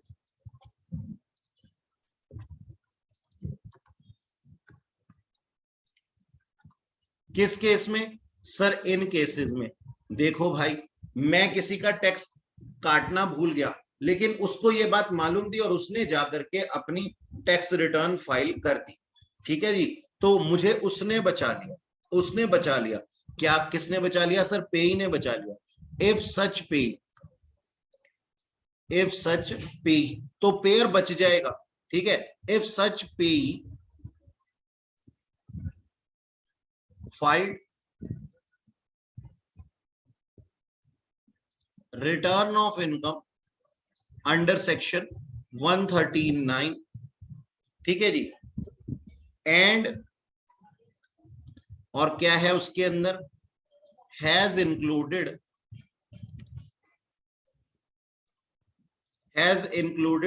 सच सम, मतलब उसने भाई साहब ने अपना टैक्स जो है वो पे कर दिया है, as included such sum and paid tax on it. समझ में आई? ये 3 लाइनों में अलग अलग तोड़ करके लिखा है, एक ही लाइन थी ये, कि मैंने वानिया का टैक्स काट करके उसके हाथ में पैसे देने थे, मुझे एसएससी इन डिफॉल्ट मान लिया जाएगा अगर मैंने पैसे उसके नहीं काटे टैक्स के, या फिर पैसे काट के अपने पास रख लिए थे। ठीक है जी। अब सेकंड केस में पैसे काट के अपने पास रख लिए थे, तो वानिया इतनी अच्छी नहीं है कि वो मुझे भी पैसे कटवा दे और बाद में जाकर के टैक्स भी पे कर दे। तो सर फर्स्ट केस ही हो सकता है जहां पे मैं वानिया का टैक्स काटना भूल गया था, टीडीएस काटना भूल गया था। अब वानिया ने क्या किया, अरे सर तो भूल गए, तो उसने जाकर के अपनी रिटर्न फाइल कर दी और उस रिटर्न के अंदर उसकी इनकम अमाउंट का ग्रॉसिंग अप किया और उस अमाउंट के ऊपर वो टैक्स भी पे कर आई, तो मैं बच जाऊंगा। ठीक है सर, ओके डन। अच्छा जी, नेक्स्ट क्या है हमारे पास में, नेक्स्ट पॉइंट के अंदर क्या लिखे, इसकी भी बैटरी को अभी डाउन होना था, खैर कोई बात नहीं, 1 मिनट। देखो सर, इंटरेस्ट लग जाएगा फॉर डिले, कॉन्सिक्वेंस क्या है सर, इसके ऊपर इंटरेस्ट लग जाएगा फॉर डिले। ठीक है जी, इन डिडक्शन और पेमेंट। ठीक है जी, क्या लगेगा, 2 केसेस है ना मेरे पास में, 2 केसेस क्या है सर, 2 केसेस में से पहला केस मुझे कहता है कि मैंने लेट डिडक्शन की है, मतलब पैसा काटा है, देर से काटा है, और दूसरा लेट पेमेंट की है, पैसा काट तो टाइम से लिया था, टीडीएस काट तो टाइम से लिया था, लेकिन पेमेंट लेट करके आया हूं। ठीक है सर, अगर आपने लेट डिडक्शन की है तो उस केस में क्या होगा, अगर आपने लेट डिडक्शन की है तो आपके ऊपर सिंपल इंटरेस्ट लगेगा। सिंपल इंटरेस्ट सर कितने परसेंट से लगेगा, 1% से लगेगा भाई, 1% लगेगा पर मंथ का, यानी कि 12 महीने लेट कर दिया तो 12%। जी जनाब। अच्छा, ये 1% पर मंथ। अब सोचो कि हम ये कहते हैं कि हमने जो लेट किया ना इसको, वो किया 1 महीने 5 दिन, 1 महीने 5 दिन, तो हम क्या कहते हैं कि 5 दिन की वजह से उसको पूरा 1 महीना काउंट कर लिया जाएगा, यानी कि आगे राउंड ऑफ कर देंगे हम इसको, तो 2% लग जाएगा। बात समझ में आ गई? अब यहाँ ये मत कहना कि सर 15 दिन तो हुए नहीं थे, आपने राउंड ऑफ कैसे कर दिया, तो यहाँ पे लिखा हुआ है sir, simple interest at the rate 1% per annum, sorry per month, और पार्ट ऑफ द मंथ, और पार्ट ऑफ द मंथ। बात समझ में आ गई? तो पार्ट ऑफ द मंथ लिखा हुआ है, इन एक्सेस ऑफ 15 डेज नहीं लिखा हुआ इसके आगे, देख लो ध्यान से, मैंने नहीं लिखा इन एक्सेस ऑफ 15 डेज, नहीं, मैंने लिखा part of month. Part of month 1 दिन भी पार्ट ऑफ मंथ होता है जी। डन सर, ये बात समझ में आ गई? Yes sir. अच्छा, कब से कब तक लगेगा सर, जितने दिन लेट किया उतने दिन ही लगेगा ना, क्या मतलब कि इन डेट्स के अंदर हमारा लगेगा date on which tax should be deducted, tax should have been deducted,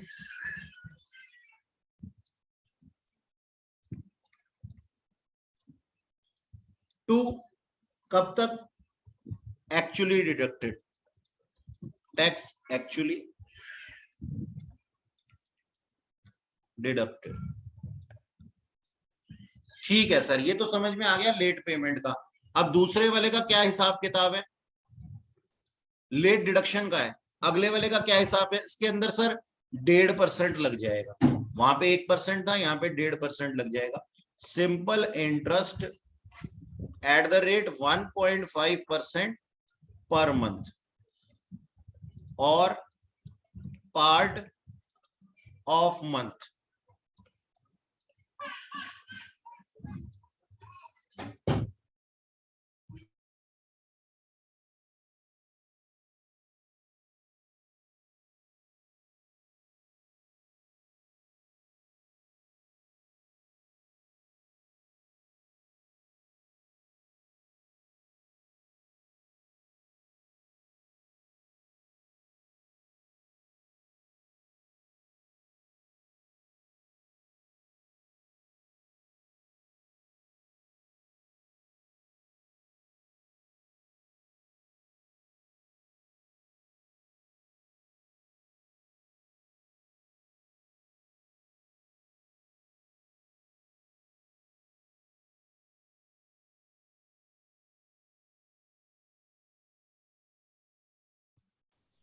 यहाँ पे राइटिंग थोड़ी सी गंदी गंदी है, लेकिन समझ में आ रहा है। दोनों के रेट ऑफ इंटरेस्ट अलग अलग ही है, एक का 1% है और दूसरा का 1.5% है पर मंथ के हिसाब से। डन, कोई दिक्कत तो नहीं इसके अंदर sir?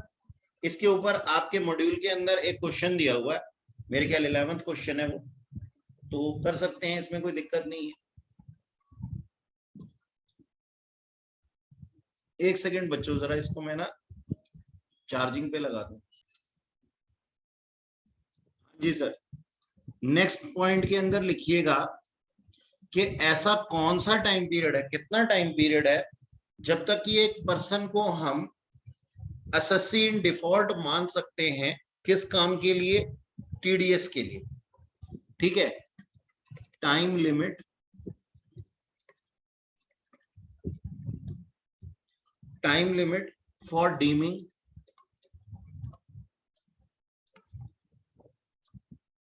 a person to be assessee in default.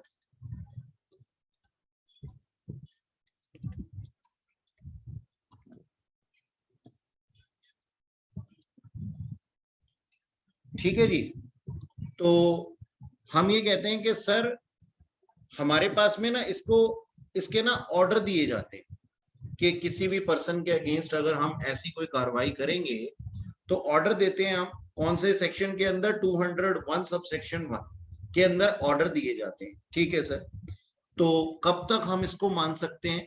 Sir हम इसको मान सकते हैं, इसका ए पार्ट लिखिएगा सर, 7 years, 7 सालों तक, from the end of financial year. कौन सा फाइनेंशियल ईयर वाला सर? जिसके अंदर इन विच पेमेंट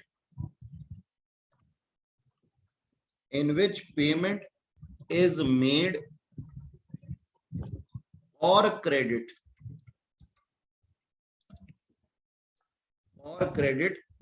इज गिवन। ठीक है जी, जब हमने उसको पेमेंट दे दी थी, हम कहते हैं ना कि amount credited in his account और payment made whichever is earlier, तो उस दिन से लेकर के, उस साल के उस दिन से लेकर के 7 सालों तक हम उसको क्या मान सकते हैं सर? एसएससी इन डिफॉल्ट मान सकते हैं। अच्छा सर, इसका बी पार्ट लिखिएगा, क्या कहता है सर? 2 years, 2 साल तक, from the end of financial year in which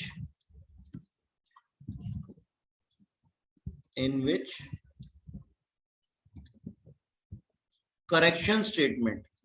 अब सर ये क्या होता है, अभी पढ़ेंगे। Correction statement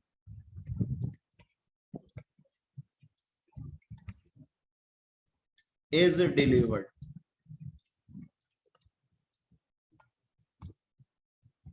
under proviso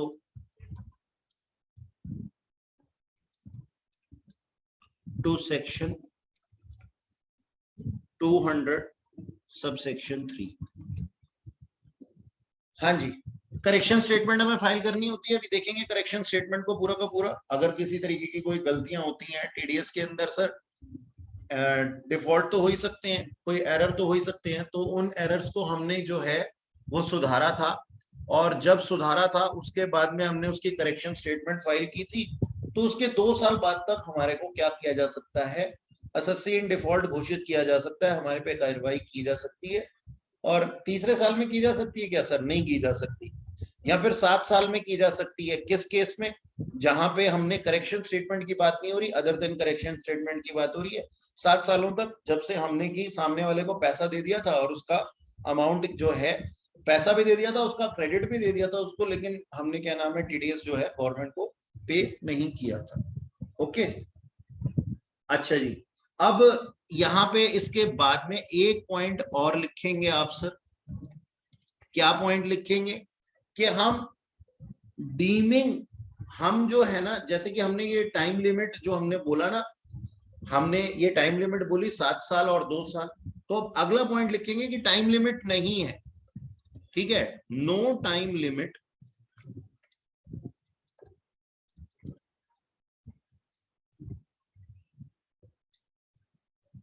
is prescribed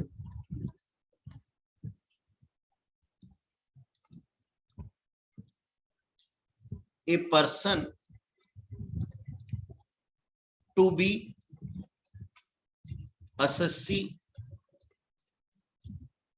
in default। अरे सर ये क्या लिख रहे हो? अभी तो आपने टाइम लिमिट ऊपर बताई है। In following cases, in cases के अंदर,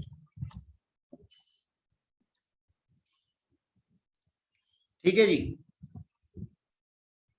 नंबर 1, जब हमने टैक्स तो डिडक्ट कर दिया हो लेकिन पे ना किया हो गवर्नमेंट को, tax deducted but not paid to government. यानी कि एक बात बताओ, कौन सा बड़ा क्राइम है? तुम टैक्स डिडक्ट करना भूल गए, ये बड़ा क्राइम है, या फिर टैक्स डिडक्ट कर लिया, अपने पास रख लिया, गवर्नमेंट को पे नहीं किया? तो बताओ कौन सा वाला बड़ा क्राइम है? ना पे करना ज्यादा बड़ा है। हाँ, क्योंकि आपने सामने वाले को क्रेडिट भी दे दिए, उसने टैक्स पे किया नहीं आपके बिहाफ पे, आपके ट्रस्ट पे, और आपने उसके बिहाफ पे टैक्स पे करना था, तो हम आपको छोड़ेंगे नहीं। इसके अंदर आपको टाइम लिमिट नहीं दी जाएगी। ऊपर वाले में टाइम लिमिट दी गई थी, जहां पे आपने उसका टैक्स डिडक्ट ही नहीं किया। तो डिडक्ट नहीं किया तो हो सकता है सामने वाला टैक्स पे कर दे आगे गवर्नमेंट को, बचने के चांसेस थे। लेकिन यहां पे आपने मेल फंक्शनिंग की है, या फिर हम कहते हैं कि आपने गलत काम किया, बहुत ज्यादा गलत काम किया। ठीक सर। नेक्स्ट है हमारे पास में क्या? एम्प्लॉयर सर, 192 सबसेक्शन 1A की बात कर रहा हूं यहां पे। एम्प्लॉयर हैज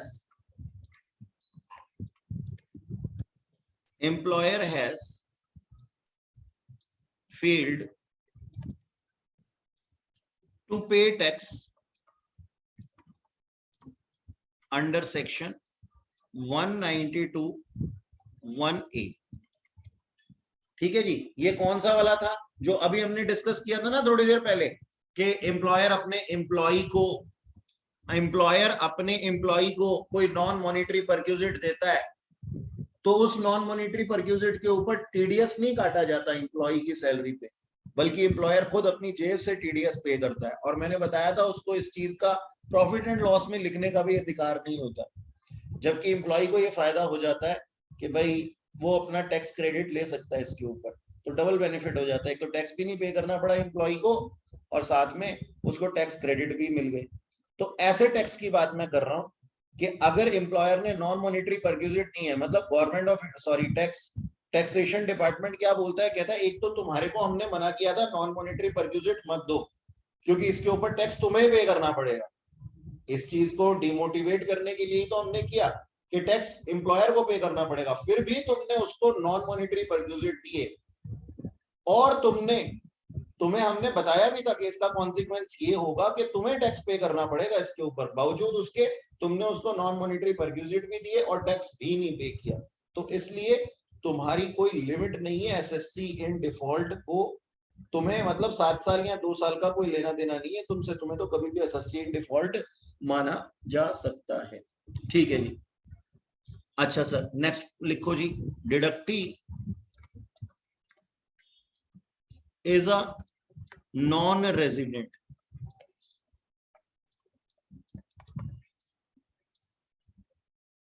ठीक है जी। अगर सोच करके देखो, नॉन रेजिडेंट हो आप और साथ में यहां इंडिया में कभी आते ही नहीं हो। जैसे मान लो जी हमारे पास में अनुज भाई साहब हैं, बाहर जाकर के ही रहने लग गए। अब इनकी कोई इनकम मैंने पे करनी थी, लेट्स से मैंने इनका रेंट पे करना था, मैं इनको पूरा का पूरा रेंट इनके अकाउंट के अंदर ट्रांसफर कर दूंगा, ये वहां से इंडिया में पहुंचाएंगे कभी टैक्स का पैसा? कभी नहीं पहुंचाएंगे। इनको क्या फर्क पड़ा हुआ है सर, हम बाहर जाकर के इनको पकड़ लेंगे। अच्छा, जितनी बाहर जाकर के पकड़ने की इनको प्रोसेस पे खर्चा आएगा ना, इतना तो टैक्स रेवेन्यू भी जनरेट नहीं होगा। तो हमारे पास है ना, यानी कि गवर्नमेंट ऑफ इंडिया के पास में इतना टाइम नहीं है कि बाहर बैठे हुए नॉन रेजिडेंट से जाकर के पकड़ करके उससे टैक्स पे करवाए। तो हमने आपकी अथॉरिटी लगाई हुई थी कि आप उसको टैक्स डिडक्ट करके ही पैसा दो उसके हाथ में, जो भी आपने देना है। और अगर आपने ऐसा नहीं किया है तो आपके लिए कोई टाइम लिमिट नहीं है, 2 साल या 7 साल। ठीक है जी। ओके जी, ये Yes, हमारे sir. पास ये पूरा हो जाता है हमारे पास कॉन्सिक्वेंसेस। अच्छा जी, अब ना हमारे पास में है कुछ टेबल। मैं बताता हूं वो टेबल क्या बोलती है। टेबल ये बोलती है कि आपको टैक्स डिडक्ट करना पड़ेगा और इसकी जानकारी भी देनी पड़ेगी। बात समझ में आई? 2 बातें बोली मैंने कि आप टैक्स पे करें, टैक्स डिडक्ट करेंगे, ठीक है, और टैक्स को पे करेंगे। मतलब हम इसके अंदर क्या पढ़ेंगे, ये भाई साहब हमारे पास में सिद्धांत भाई, ठीक है जी, सिड, एच को हटा देते हैं, सिड कहते हैं हम इनको, पूरा ही हटा देते हैं, दोबारा लिख देते हैं सिड भाई साहब। अब इनका मैंने कुछ पेमेंट किया, साथ में अपने पास इनका टीडीएस काट करके रख दिया। तो इस टीडीएस को गवर्नमेंट के पास में पे करूंगा ना, तो उसकी टाइम लिमिट दी हुई है। एक तो पेमेंट की कि कब इस टीडीएस को पे करूं, और दूसरा इसकी जानकारी भी देनी पड़ेगी कि सर मैंने आपको पे कर दिया। सर कैसी बातें कर रहे हो, जब उसको पे करके आऊंगा तो बताने की क्या जरूरत है? इसको हम रिटर्न्स कहते हैं सर, रिटर्न फाइल करना कहते हैं। टैक्स के अंदर 2 काम होते हैं, एक तो आपको अगर मैं होमवर्क दे दूं, लो सर 5 क्वेश्चन है, मुझे कैसे पता लगेगा आपने होमवर्क कर लिया? हाँ सर हमने कर लिया था, तो बताना भी तो बनता है ना। ठीक उसी तरीके से क्या है, पेमेंट है, पेमेंट करो और साथ में रिटर्न फाइल करो। तो ये हमारे पास में 2 टेबल है। टेबल क्या मतलब, 2 रूल है, रूल 30 और रूल 31A, जो हमें बताते हैं कि हमारा टाइम पीरियड क्या क्या है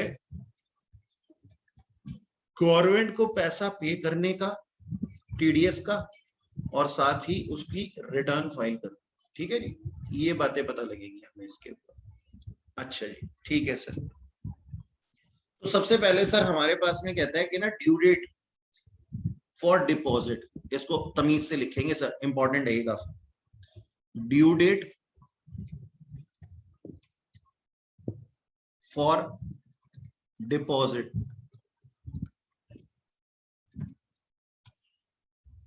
ऑफ टीडीएस, ठीक है जी, to central government. Capital gain मत बोल देना इसको। ये कौन सा रूल है सर? रूल 30। ठीक है सर, ओके, समझ में आ गया। अब इसके लिए ना आप इसके 2 सींग निकाल दो, सुंदर सुंदर से।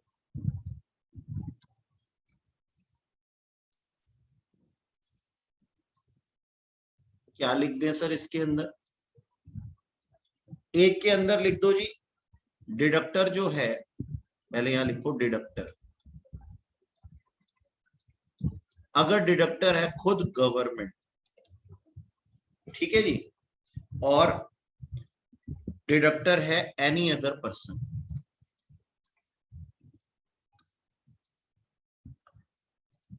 ठीक है सर। अच्छा, गवर्नमेंट के केस में है ना, फर्दर 2 सींग और निकाल।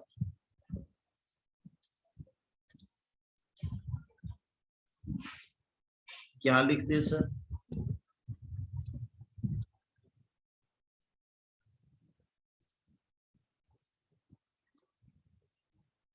क्या लिखना है सर इसके अंदर? टैक्स पेड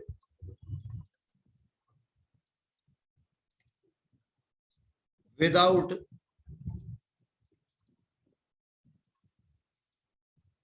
प्रोडक्शन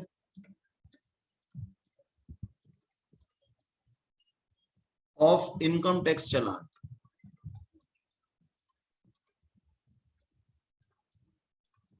यानी कि पर्ची काट के हाथ में दी या नहीं दी, वो लिखना है बस। ठीक है, आप गाड़ी भी कहीं पे पार्किंग में छोड़ के जाते हैं, उससे लेते हैं ना रिसिप्ट, बस उसी की बात हो रही। Tax paid with income tax challan.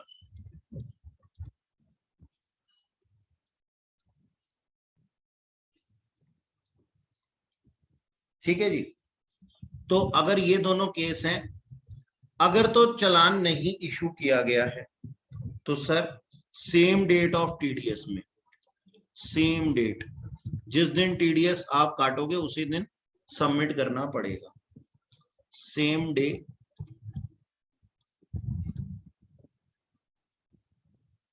Of TDS. और अगर आपने तरीके से काम किया है, चालान बनाया है, ठीक है जी, तो उस केस में 7th, ये हमने भी थोड़ी देर पहले भी बोला था, 7th day from the end of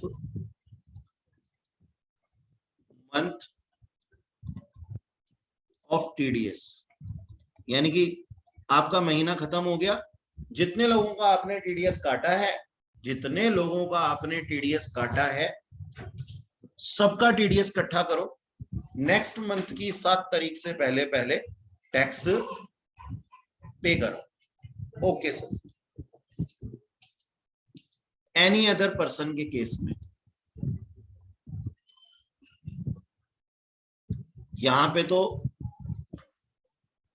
कोई बात ही नहीं होती सर विदाउट चालान के।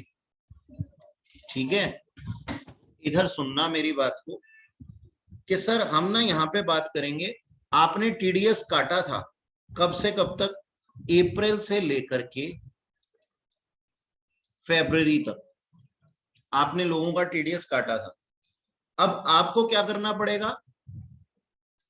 7th of next month, 7th of next month आपको क्या करना पड़ेगा? इस टीडीएस को गवर्नमेंट ऑफ इंडिया को सबमिट करना पड़ेगा।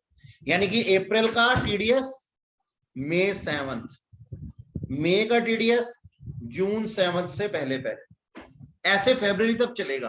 क्यों सर? हमारे पास तो मार्च का महीना भी होता है। हाँ, मार्च में हम नेक्स्ट नहीं कहते, तो हम क्या कहते हैं? मार्च के लिए 30th of March, sorry 30th of April, 30th of April. ठीक है, डन। ये Yes, लिखा हुआ, ये लिखा हुआ पूरा का पूरा बनाओ।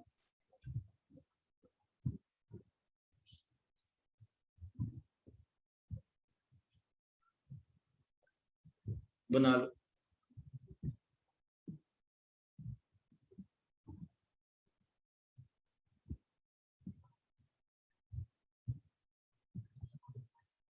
बन गया सर।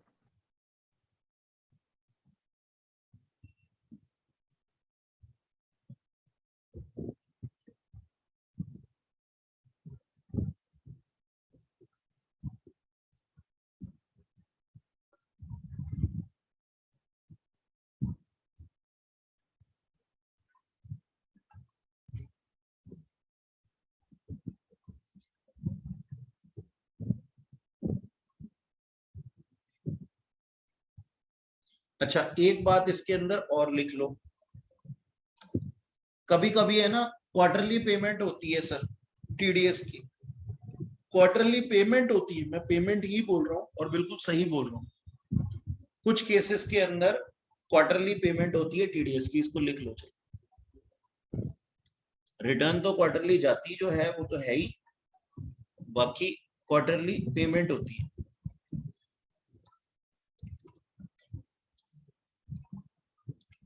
ठीक है। अच्छा, हमारा फर्स्ट क्वार्टर कब आएगा सर? हमारा फर्स्ट क्वार्टर आएगा 30 जून को। ठीक है, तो उसकी हमारे को पेमेंट करनी है 7 जुलाई। ठीक है सर, और फिर क्या होगा 30 सितंबर, तो उसकी हमें करनी है सर 7 अक्टूबर। अगर 31 दिसंबर का क्वार्टर है 7 जनवरी, और सर 31 मार्च का क्वार्टर एंडिंग है, तो सर फिर 31 मार्च। हाँ जी, आपने बिल्कुल ठीक लिखा, 31 मार्च। सॉरी सॉरी सॉरी सॉरी, हाँ मैंने बोला भी साथ में, ऊपर भी 30 अप्रैल हो गया बेटा ये। हाँ, पहले हम इसको इस तरीके से ही करते थे कि मंथ एंड का मंथ एंड पे एंड वाले मंथ में। ठीक है, 30 अप्रैल कर लेना बेटा उसको ठीक करके। Okay sir. अच्छा जी, ये था हमारा पूरा का पूरा टेबल जो रूल 30 दिखाता है। अब सर हमारे पास में है रूल 31।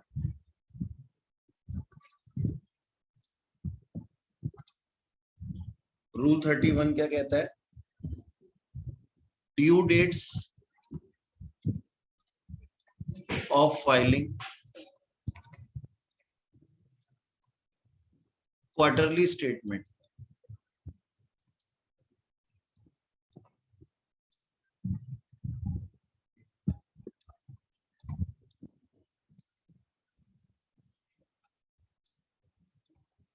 मतलब हमें गवर्नमेंट ऑफ इंडिया को ये बताना भी पड़ेगा। ठीक है सर, अब इसको ऐसे लिखेंगे, स्टेटमेंट ऑफ टीडीएस, थोड़ा बड़ा कर देता हूं। स्टेटमेंट ऑफ टीडीएस को हम 2 पार्ट्स में डिवाइड कर देते हैं सर।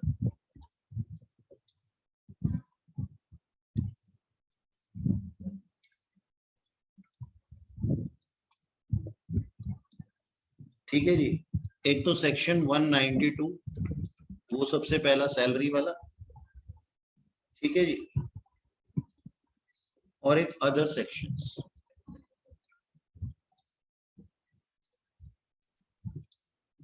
ठीक, अच्छा इसको हमें किस में करना है सर? 24Q में।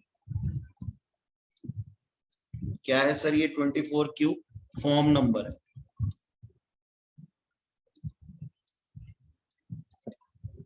यानी कि हमें जो डिक्लेरेशन देनी है वो किस में देनी है? 24Q में। और अदर सेक्शन के लिए इसके अंदर भी हम क्या कर देंगे सर? 2 एरो बना देंगे। एक एरो बना दो जी, एक एरो के अंदर लिख लो डिडक्टी कौन है, यानी कि पेई। डिडक्टी बीइंग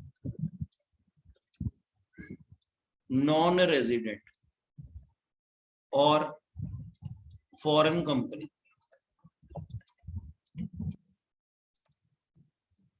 और resident but non ordinarily resident. ठीक है, या फिर दूसरा all other deductee.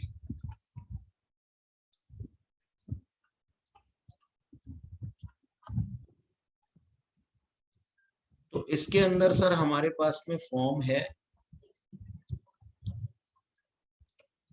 Form number 27Q और इन सब भाई साहब के लिए है फॉर्म नंबर 26Q। अरे सर आप तो ड्यू डेट्स बता रहे थे, ये फॉर्म बताने क्यों लग गए? हाँ जी, ड्यू डेट्स भी बता देते हैं। सर हमारे पास में ये देखो, ये ड्यू डेट्स हैं। क्वार्टरली हमारी रिपोर्ट्स जाती हैं, तो हम यहां लिख देते हैं क्वार्टर एंडिंग, और दूसरी तरफ लिख देते हैं सर ड्यू डेट्स। तो जो क्वार्टर हमारा एंड हुआ 30 जून को, कौन कौन से में होते हैं? 30 जून, 30 सितंबर और 31 दिसंबर और 31 मार्च। तो इनकी ड्यू डेट्स क्या होंगी सर? 31 जुलाई। 7 दिन के पीछे मत घूमना, अगले महीने 31 अक्टूबर, 31 जनवरी, और यहाँ पे है हमारे पास में 31 मई।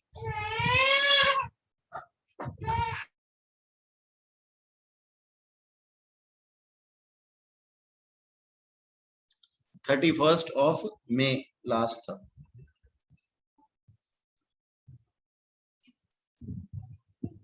ठीक है, इस पूरे को लिख लो।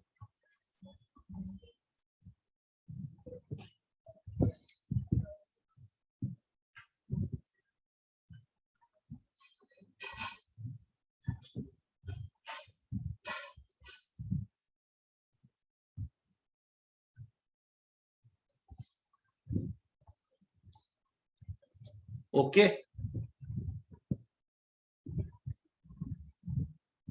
Yes, sir. हो गया ना? ठीक है।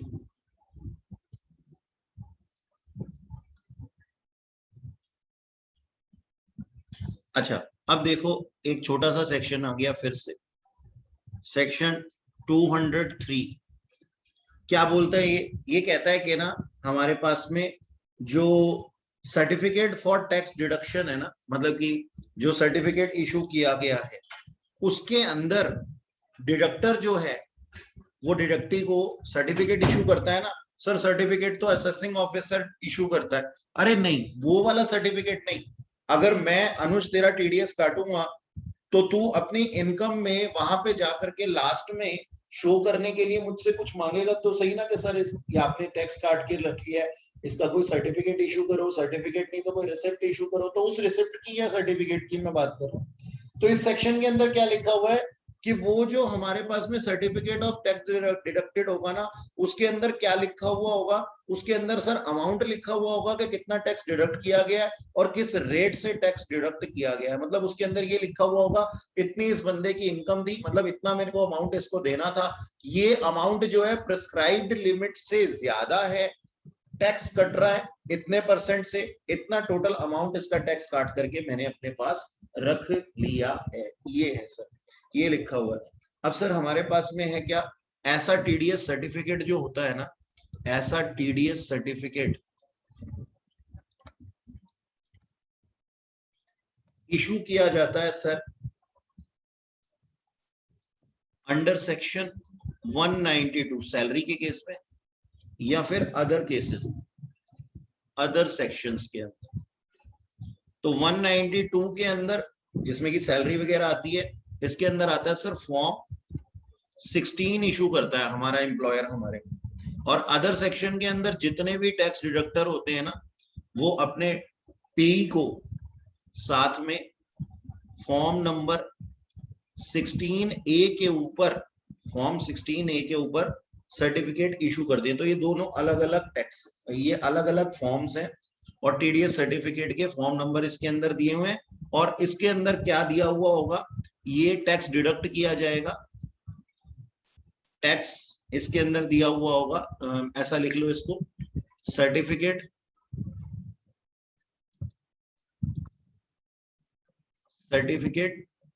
Issued by deductor on above forms with amount of TDS and rate of TDS.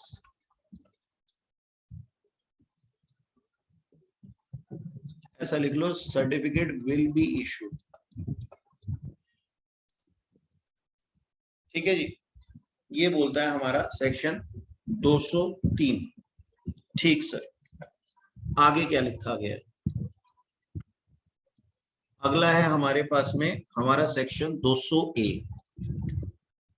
Section 200A क्या बोलता है? सेक्शन 200A एक प्रोसेस है पूरी की पूरी। किस चीज की प्रोसेस है सर? ये प्रोसेस है हमारे पास में करेक्शन की। करेक्शन किस चीज की? अर्थमेटिक मिस्टेक्स की या एडजस्टमेंट्स की इन इनकरेक्ट क्लेम्स।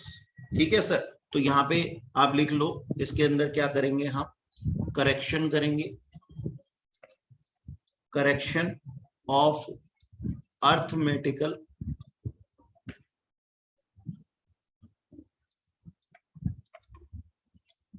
एरर्स या फिर मिस्टेक्स।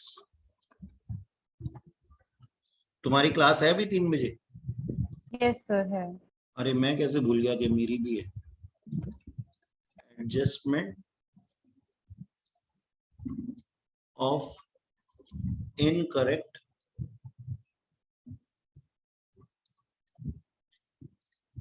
क्लेम। ठीक है जी, तो सबसे पहले तो हम क्या कहते हैं? सबसे पहले हमारे पास में क्या होता है सर? 2 चीजें होती हैं। हम अपनी कंप्यूटराइज प्रोसेस के अंदर जो है, पहला स्टेप हमें क्या कहता है कि हम अपनी कंप्यूटराइज प्रोसेस के अंदर जो है वो कुछ एरर्स कर देते हैं, कुछ मिस्टेक्स कर देते हैं टीडीएस की स्टेटमेंट के अंदर, स्टेटमेंट को डालते हुए। तो 2 तरीके की अर्थमेटिक मिस्टेक्स होती हैं। यहाँ पे 2 चीजों का बात बोली गई है, एक तो अर्थमेटिक मिस्टेक और एक एडजस्टमेंट्स के अंदर गलती। ठीक है जी, एडजस्टमेंट ऑफ इनकरेक्ट क्लेम। तो 2 चीजें यहाँ पे बोली गई हैं। पहला पॉइंट इन्हीं को कवर करता है, ऐसा मैं लिख देता हूं शॉर्ट में, अर्थमेटिकल मिस्टेक और एडजस्टमेंट। ठीक है सर, इस तरीके की बात है। अच्छा, अब यहाँ पे इनकरेक्ट क्लेम्स को ना अलग से बोला गया है सेकेंड पॉइंट के अंदर। इनकरेक्ट क्लेम, इनकरेक्ट क्लेम्स हम किनको कहते हैं सर? इनकरेक्ट क्लेम्स हम उनको कहते हैं जिसकी की दूसरी एंट्री मिल नहीं रही होती। जैसे मान लो मैं अगर आपको पैसे देता हूं तो आपकी बुक्स में भी तो वो पैसे होने चाहिए ना, तो दूसरी एंट्री मैच ही नहीं कर रही, डेबिट और क्रेडिट की, या फिर 2 पर्सन्स की आपस में। ठीक है, या फिर जो रेट्स है ना टीडीएस, वो अकॉर्डेंस में नहीं, in accordance to that section नहीं लगाए गए। इसका मतलब क्या? टीडीएस लगना चाहिए था 2%, मैंने लगा दिया 10%। तो इनकरेक्ट क्लेम इनको बोला गया है। इस चीज की भी हमने ना डेफिनेशन बनाई। ठीक है, तो क्या है यहाँ पे आप लिख सकते हो,